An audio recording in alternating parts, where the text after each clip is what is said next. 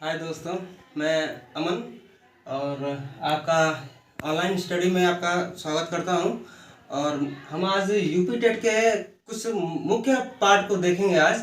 और ये हमेशा प्रश्न आता रहता है, प्रश्न टेट वगैरह में आता रहता है। और ये योग और अंतर पे हम लोग आज डिस्कशन करेंगे। और इसमें एक मुख्य प्रश्न हम लाए हैं जो कि आपको बेहतरीन तरीके से समझाएंगे। और आइए चलते हैं, देखते हैं कि कैसे इसे सॉल्व किया जाता है। और आपको 1 नंबर ये हमेशा दिलाएगा, ठीक है। तो आइए चलते हैं, देखिए इस पर हम प्रश्न पढ़ते हैं। दो संख्याओं का वर्गों का योग कितना है?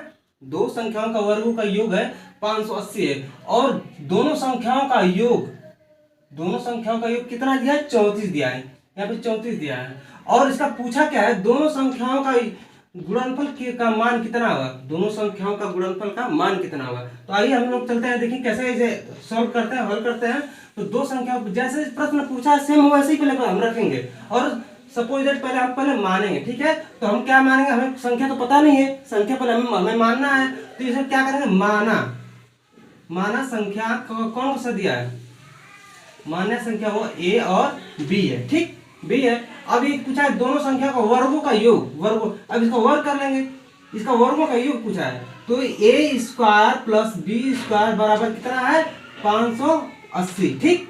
अब नेक्स्ट पे चलते हैं, दोनों संख्याओं का योग, वर्ग नहीं पूछा, दोनों संख्या का योग पूछा है। तो इसमें क्या करेंगे? ये हमारा समीकरण नंबर 1 हो जाएगा। और ये क्या हो जाएगा कि योग पूछा है, तो ए प्लस बी बराबर कितना होगा? 34, ठीक। अब हमें पूछा क्या है? मेन मुद्दा ये देखना है, ये क्या है? हमारा गुणनफल पूछा है। तो हम क्या करेंगे? समीकरण ये 1 हो गया और समीकरण नंबर ये 2 हो गया। तो हमारा ये वर्ग तो पहले सही है। अब हमें इसे वर्ग जब बनाएंगे तब हमें गुणनफल का पता चलेगा। तो इसे क्या करेंगे? समीकरण नंबर 2 को वर्ग करने पर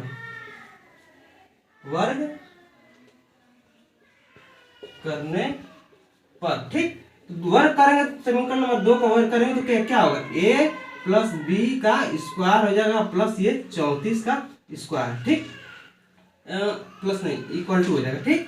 अब इसे करेंगे, क्या करेंगे हम लोग?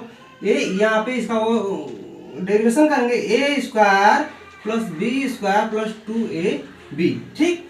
अब क्या करेंगे? ये 34 जो है, ये 34 पहले हम लोग क्या करते थे कि 34 का 34 में गुणा करते थे, पहले ऐसे करते थे हम लोग, ये रूल था और बचपन से ही पढ़ते हैं। लेकिन अब हम लोग बच्चे नहीं हैं, ठीक है। अब हम लोग क्या करेंगे? शॉर्टकट विधि का तरीका अपनाएंगे। ये 34 का वर्ग कर देंगे, ठीक है। अब इसे क्या करेंगे?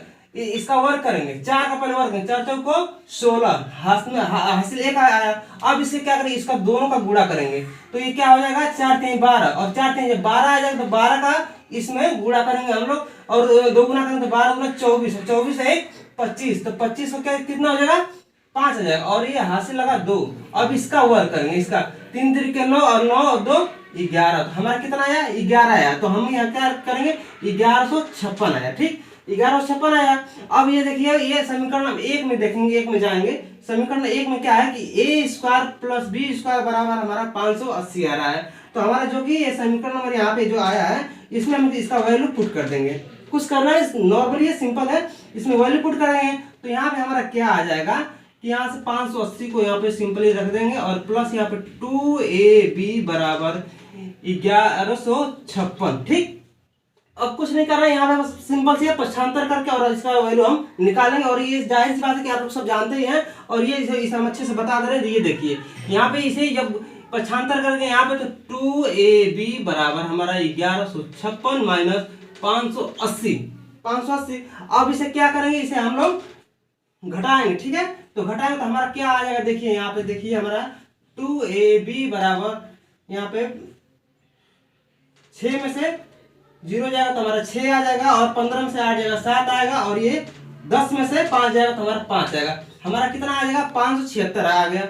अब हमें पूछा गया है, गुणनफल पूछा है, हमें गुणनफल निकालना है। यहाँ पे 2 बचा है और ये 2 को जब यहाँ इधर पक्षांतर करेंगे तो ये जब गुणनफल रहता है तो हमारा ये डिवीजन में जाता है, भाग में जाता है। तो ये देखिए क्या होता है, ए बी बराबर हमारा 576 बटे 2, ठीक है, 576। जब इसको काटेंगे हम तो कितना आएगा? 2 दूना के 4 और 2 8 16 और 2 8 16, हमारा आंसर निकल कर चला आया 288 आ गया, ठीक है। तो हमारा गुणनफल क्या होता है? गुणनफल हमारा यही होता है। गुणनफल बराबर कितना होता है? ए गुणे बी बराबर हमारा ये आगे हमारा गुणनफल है 288 हमारा पूर्ण रूप से हमारा गुणनफल का वैल्यू निकल गया। तो हमें आशा और उम्मीद करता हूँ कि ये प्रश्न काफी आप लोग को अच्छा समझ में आया होगा।